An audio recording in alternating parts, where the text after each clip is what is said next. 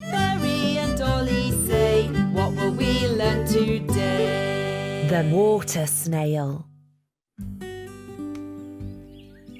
Berry, Dolly, Flutter and Balthazar were sitting around in the meadow.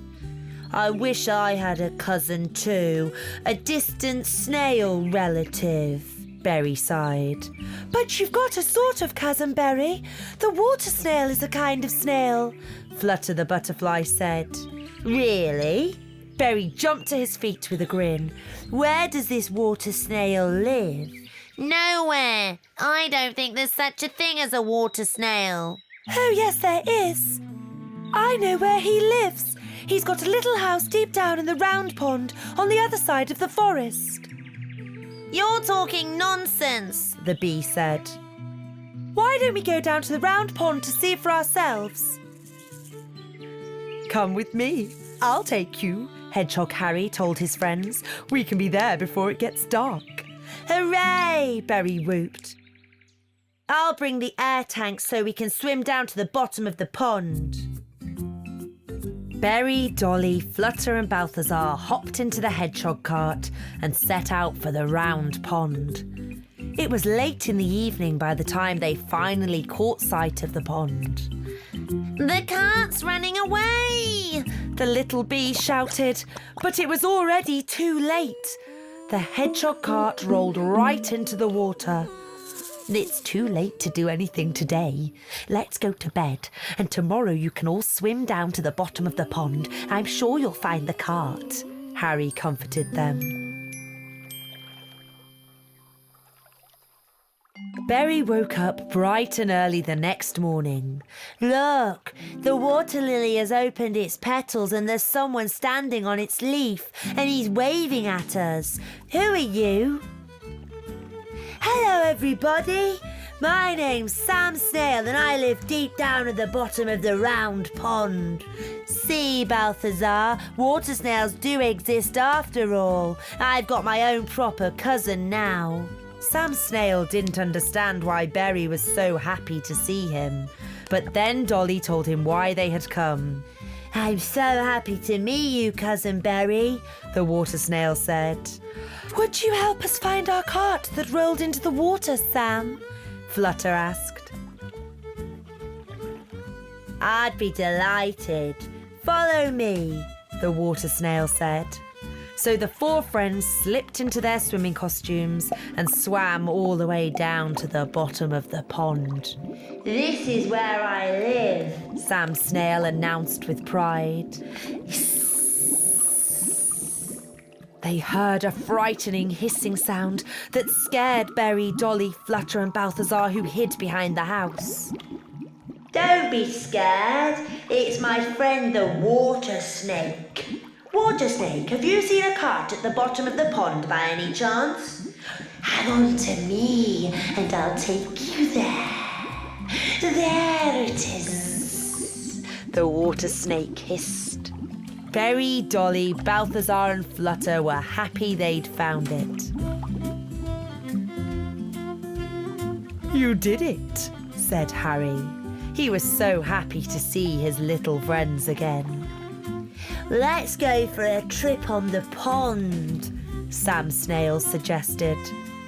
They all sat on the lily pad and Sam Snail started rowing. It's time we were going, Dolly said when it began to get dark. Oh, let's stay a little longer, Berry pleaded. We'll come again another day, Flutter reassured the little snail. Harry Hedgehog was already waiting for them. Berry, Dolly, Flutter and Balthazar all said goodbye to Sam Snail and headed for home. The next day, Berry and Dolly both painted colourful pictures of their distant cousins. Berry and Dolly say, what will we learn today? October. Bubble tidies up. It was a sunny day in October, and Stanley the stag beetle and Bubble the flower beetle were collecting horse chestnuts in the forest. Most of the chestnuts had already rolled out of their cases, but there were still a few enclosed in their spiky coats. Look at this! Isn't it beautiful? Bubble enthused. Just like a baby in a cradle. We'll make little figures out of the chestnuts at home, okay? Stanley asked. Okay, Bubble bounced. They soon arrived back at the stag beetle's house. They started working right away.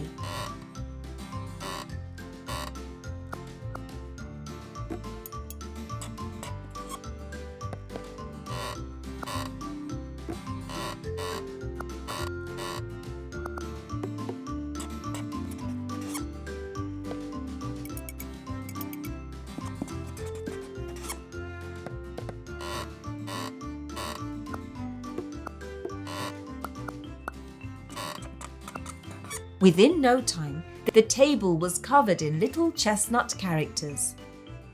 I'm going to take the ones I made home with me, Bubble decided.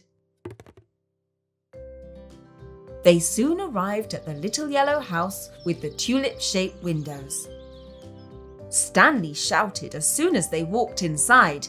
"Oh, what a mess, Bubble!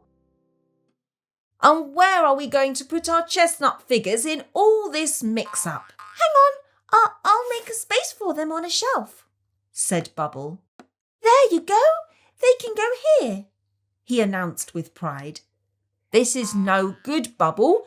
Tidy up." "I'm happy to help," Stanley offered. I don't like tidying up. While Bubble was complaining, he accidentally kicked a spotty ball. The rocket pushed the toy cars. The cars toppled the robot, and that pushed over a pile of books. And a pretty gingerbread house dropped from the top of the pile that Rosita Rose Beetle had given him for Christmas. No! Rosita baked this for me, he showed Stanley. "But it's ruined now, Bubble," the stag beetle said with a shake of his head. I'll ask Rosita to bake another one. "Okay, but after that we'll tidy up, okay?" Okay, Bubble agreed. Rosita was very happy to see them and invited them inside. Rosita, the gingerbread house you made me got smashed, Bubble admitted. Oh no, I worked so much on that present. I know, and I'm sorry. It was an accident in the mess. But I've promised Stanley I'm going to tidy up my room. Please bake a new one for me. Of course I'll bake you another one. "But promise to look after it this time," said Rosita, calmer now. I will, Bubble promised. When he got home, Bubble took a look around and wondered where to start tidying. "Starting is always the hardest part," the stag beetle reassured him. So Bubble set to work and soon he started to enjoy it. He was just adding the finishing touches when Rosita appeared. "Your new gingerbread house is ready," she proudly announced, and handed her creation to Bubble. Thank you, Bubble said with a smile. I'll give you one of my chestnut figures in return. Great, thank you. I'd like the snowman, please. Berry and Dolly say, what will we learn today? Butterfly Girls. One spring day, Flutter the butterfly girl was picking wild flowers in the meadow. She plaited them into a crown and placed it on her head. Then, from nowhere, she heard an unfamiliar tinkling laughter. She looked right and she looked left, but she could not see anyone. Suddenly, 7 butterfly girls flew out from behind a tree.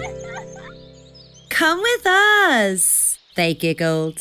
"Okay," Flutter said and flew to join them. The butterfly girls were all pretty, but very naughty. They loved to play tricks on people they met. The first was Alfonso. Give me back my violin! The cricket shouted, because one of the flying butterfly girls had snatched it out of his hands and flown off with it. She played music on it surprisingly well. Give it back! Alfonso complained. The butterfly girl handed the violin to another butterfly girl, who handed it to another, and they all made fun of the poor cricket. Flutter didn't like this teasing. In the end, the butterfly girls gave him back his violin and flew on.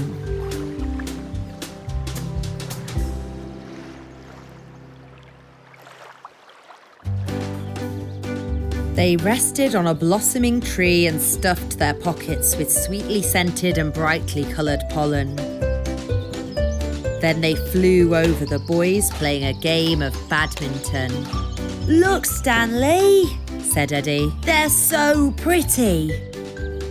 Balthazar, Bubble, Eddie and Stanley stood staring up at the heavenly creatures with their mouths wide open. But they were not happy for very long. The butterfly girls turned their pockets out and covered the boys in pollen. It made all the beetle boys sneeze terribly. The butterfly girls chuckled and their laughter tinkled in the gentle breeze. They flew on so quickly that Flutter could hardly keep up.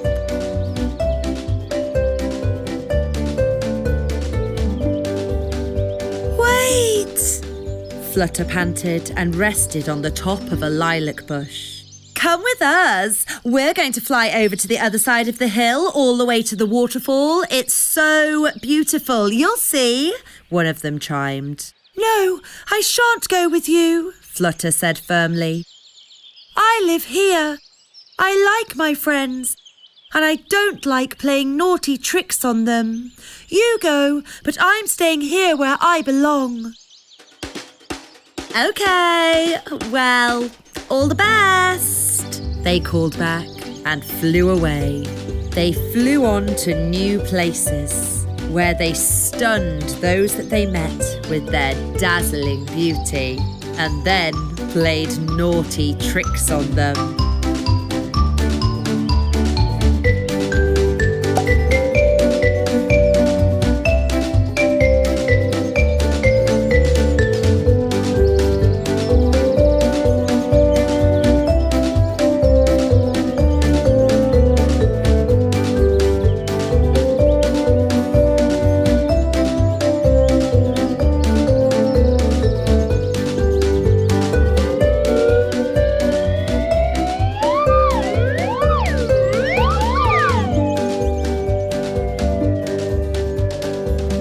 Flutter watched them go for a while and then smiled as she turned and headed back home. But before she got home, she paid a visit to the cricket. She was happy to see that Alfonso was merrily playing his violin again. Stanley, Balthazar, Eddie, Bubble and Berry were playing hopscotch, and they shouted to Flutter to come and join them. The butterfly girl was happy to see that they had all managed to wash off that sticky pollen.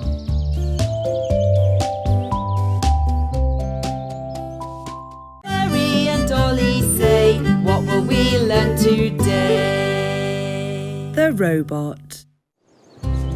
One autumn morning, Frank the longhorn beetle visited his old friend Stanley. The stag beetle was really pleased to see his faraway friend. "I've brought you something," Frank said secretively, and put a little box into Stanley's hand. The stag beetle opened the package with excitement. It was a silver-coloured robot. "I built it for you. It can walk, make funny noises, and has flashing lights." Stanley was delighted with the present. Thank you, Frank. I'll take special care of it. The longhorn beetle stayed with the stag beetle for 3 days. They talked a lot, played football, ate nice food, and went for long walks together. At the end of the 3rd day, Frank said goodbye to Stanley and went on his way. The stag beetle suddenly felt lonely. But he wasn't alone for long because Berry the snail boy soon knocked on the door.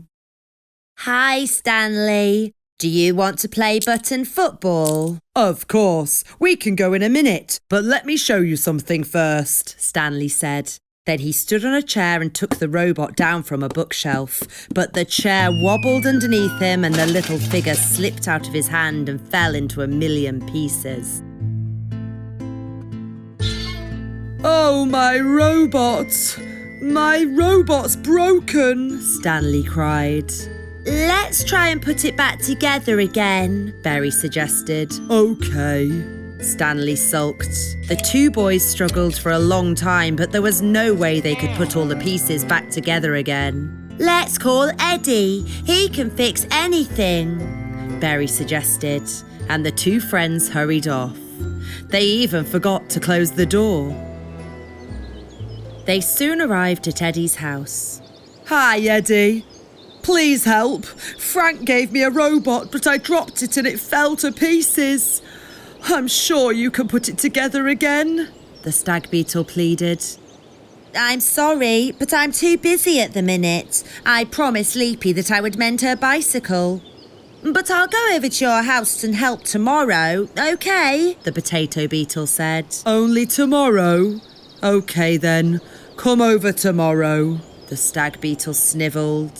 Berry and Stanley said a sad goodbye to the potato beetle and set off home again. While they were away, Berry the baby beetle was walking past Stanley's house. He was surprised to see the door wide open and walked in. He noticed the broken robot on the floor, and so he sat down and started to patiently put it all back together again. The stag beetle stepped sadly back into his house. But when he saw the robot, his bad mood evaporated. The robot was walking again, beeping and flashing its lights as if nothing had happened. Hi, Bubble. How did you end up here? And what happened to my broken robot? I was walking past and came in because the door was open. I saw the pieces of the robot on the floor and fixed it, the baby beetle answered proudly. Stanley was so delighted that he picked Bubble up and threw him into the air 3 times. Hooray! You're very clever, Bubble. Thank you.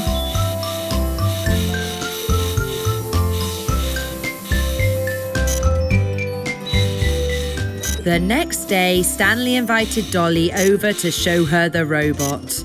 Soon, Eddie appeared as he had promised. But he did not need to fix it because now it was better than new. Stanley didn't put the robot back on the shelf after that, so it couldn't fall off again. Instead, he placed it carefully on a little cupboard next to his bed. Berry and Dolly say, what will we learn today? Dumplings. One autumn day, Dolly the ladybird cooked plum dumplings and invited her friends to lunch. Berry came along, and so did Balthazar, Stanley and Flutter. The little ladybird girl put 3 dumplings on each plate. Berry, Dolly and Flutter were soon full. Plum dumplings. I love them. I could eat 5, said Balthazar the bee. 5 is nothing. I could eat 7. 7? I could eat 8. I could eat 10, the little stag beetle announced. Then let's have a competition, Balthazar concluded. Let's see who can eat the most dumplings. Dolly didn't like the sound of this, and she tried to talk them out of it, but the boys were determined.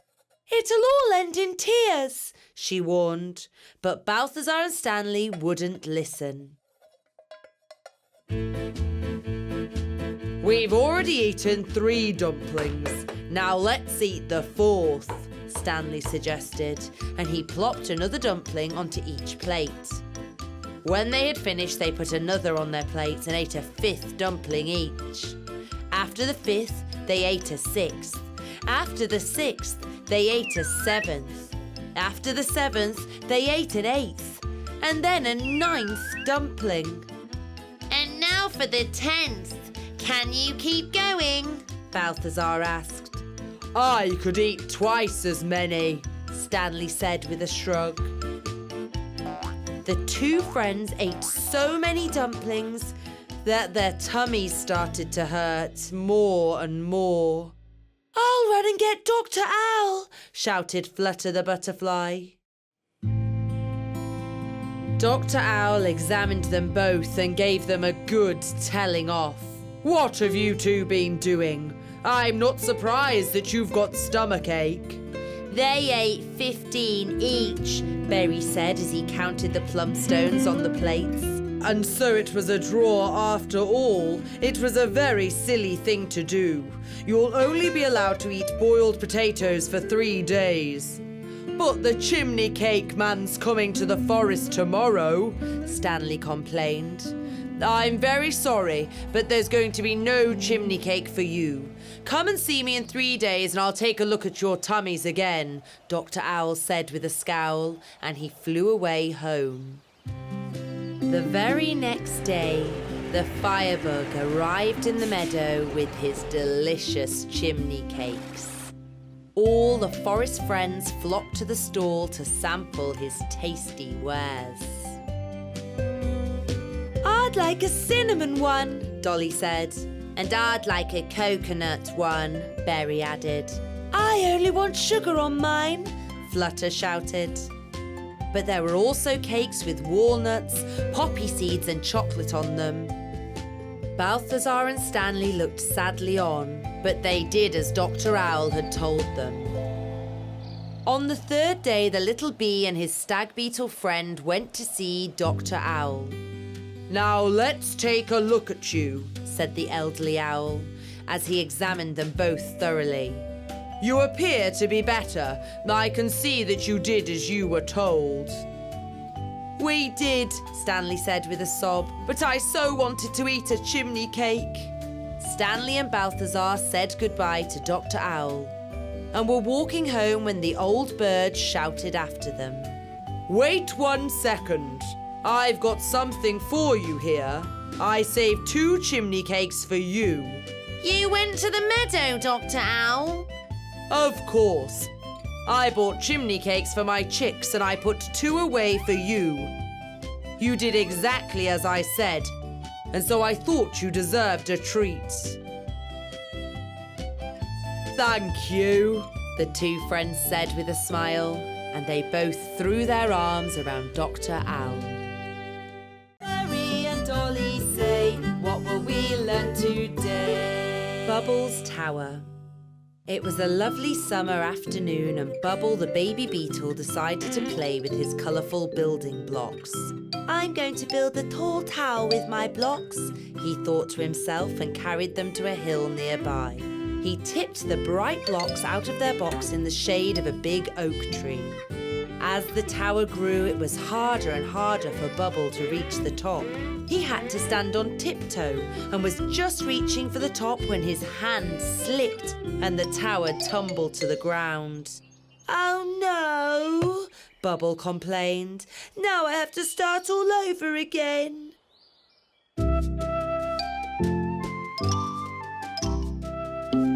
So the baby beetle started again from the beginning. The tower soon began to grow and was very tall indeed. But oh dear, an acorn from the oak tree knocked the baby beetle's tower down. My lovely tower! My tower's ruined again! It was the silly oak tree's fault, he said out loud. So little Bubble started again, but this time he moved out from under the old oak tree. He was stacking the blocks on top of each other when his friends Berry the snail, Dolly the ladybug and Stanley the stag beetle came walking over. Wow, you've built a beautiful tower, Bubble, they all said. Yes, it's nearly finished. All I have to do is put the red triangle on the very top. But then the wind blew and toppled his tall tower. Bubble got very angry.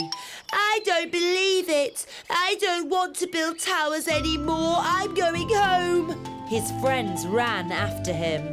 Bubble, wait! Why don't we rebuild your tower together? No, I don't want to build towers anymore. You can't build a really high tower with this many blocks anyway, grumbled. He went into his house and slammed the door shut. How can we help Bubble? Dolly puzzled. We've got to think of a way to cheer him up somehow. I know what we can do, Stanley said. I've got another set of building blocks at home. I'll go and fetch them so we can build a really high tower together. That's a super idea. I've a box full of building blocks too. And I'll bring mine. We'll build the tallest tower ever. Berry pulled his blocks in a little trailer. Dolly pushed hers in a wheelbarrow, and Stanley carried his in a big basket. Hello, Bubble. Look, we brought our building blocks. Why don't we build a big tower together? Dolly asked nicely. We could build it in your house so that the wind won't knock it down again, Berry added. Goodness me, look at all those building blocks. We'll be able to build a very big tower with them, the baby beetle said with a smile.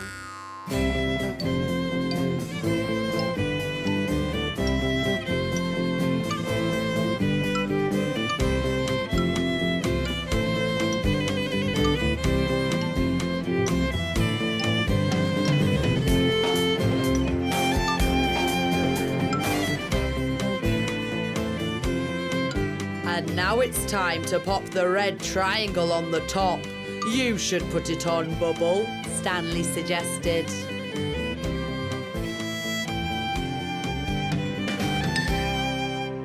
Hooray! It's finished! They all shouted together.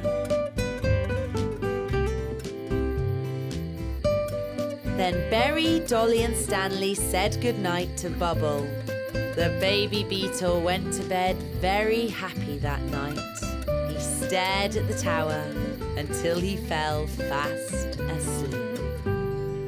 Berry and Dolly say, what will we learn today? The Carnival.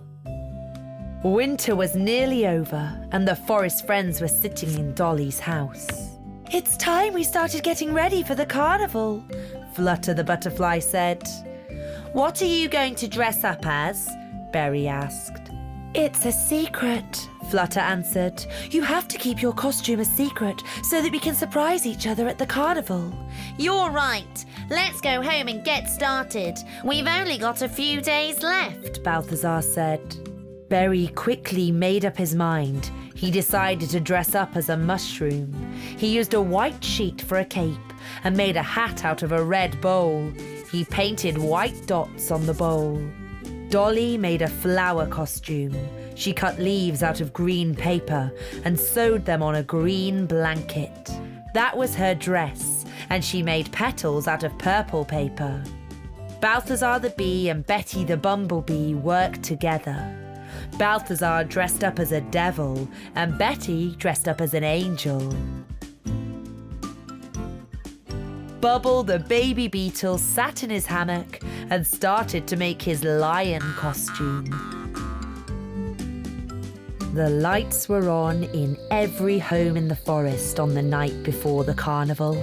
Everybody was working on their costume and busy preparing for the celebrations the following day. Then the big day arrived. The forest friends decided to have the carnival at Stanley's house. They all worked hard and decorated the stag beetle's home with coloured streamers and balloons. While this was going on, Rosita the rose beetle was busy making delicious cakes at her house. Dolly, Leapy and Eddie the potato beetle all lent a hand. Then the time came for them all to put their costumes on. Stanley dressed up as a dice and waited for his friends. The first to arrive were Berry and Dolly.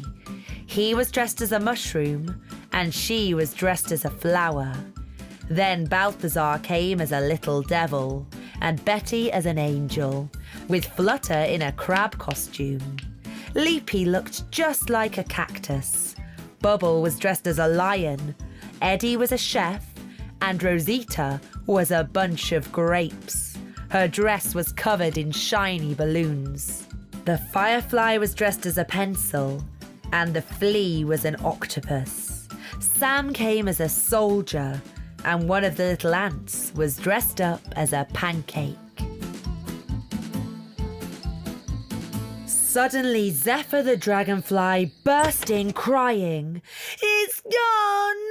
My beautiful princess dress has disappeared! I washed it and I hung it out to dry, but the wind blew it away!" Zephyr sobbed, and the others tried to comfort her. "I don't need my soldier hat, I've got a sword," Sam Snail suggested. "No, that's for boys. I had a lovely princess dress, but the wind blew it away." "We'll make you a new costume," Leapy said. "A sun costume." Zephyr liked this idea very much. "This yellow curtain will make a great cape," Dolly shouted. "And these yellow pieces of paper can be the sun's rays," Stanley said, and took some of the streamers down. They cut, glued, sewed and stitched, and the beautiful sun costume was ready in no time. "I can lend you my little lantern. A pencil doesn't really need a lantern," laughed the firefly. "Thank you," Zephyr said. She was so happy she blushed. The forest friends danced and sung all night and agreed Zephyr had the most special costume of all. As what could be more special than a sun that shone at night? Berry and Dolly say, what will we learn today? The rainbow. It was a rainy summer day. Dolly the ladybird and Berry the snail sat sadly underneath a giant leaf. Then the sun came out and the sky was blue again. But the shower didn't stop. And soon a colourful rainbow stretched across the sky. "It's beautiful!" they shouted. Berry thought it would be a good idea to climb up the rainbow and slide down on the other side. But his first try didn't work. "I think I'll try from the other side," he said. "Trust me, you can't climb a rainbow," Dolly said to the excited snail. But then Berry came up with a new plan. "I'll use a ladder." "Oh, Berry, I don't think it's a good idea," Dolly said anxiously. Dolly was right, and Berry was angry. Dolly tried to distract her friend. "Come and play something else." But Berry still didn't give up. "Look, Dolly, I'm sure I can jump on top of it from here." But that idea didn't work either. Dolly ran over to Berry. "Are you all right?" "I'm fine," Berry sulked. Berry was very sad, and Dolly tried everything to cheer him up. "I got you some flowers," she said kindly, but Berry couldn't be comforted. Then the rain dried up and the rainbow disappeared. They walked home hand in hand, and Dolly said nice things to the little snail. "Chin up, Berry. It's your birthday the day after tomorrow, and I'm sure you'll get some super presents." Dolly had a great idea when she got home. "I'll make a rainbow slide for Berry's birthday," she said to herself. "Then his dream can come true and he can slide down a rainbow." Balthazar the bee and Flutter the butterfly helped her. Balthazar, Dolly and Flutter painted the slide with colourful paint, wrapped it in yellow paper and tied it up with a blue ribbon. The three friends even baked a cake for Berry. When the time came, Balthazar and Flutter took Berry to Dolly's house, where everything was ready for the birthday party. Let's give him his presents, yelled Balthazar, and Dolly gave Berry the chocolate cake.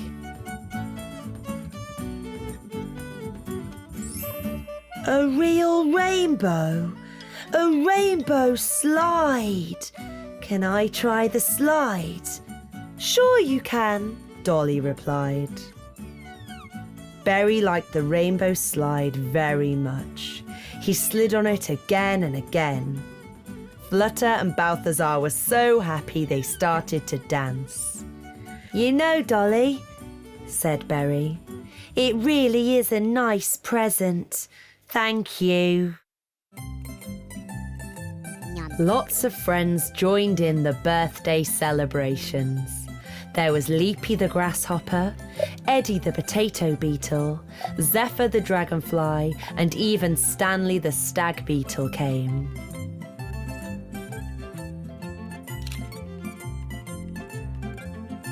The little snail let everybody try his new slide. Berry, Dolly and their friends played on the slide until it got dark. Berry went to bed very happy that day. What a wonderful birthday I've had, he sighed with a smile.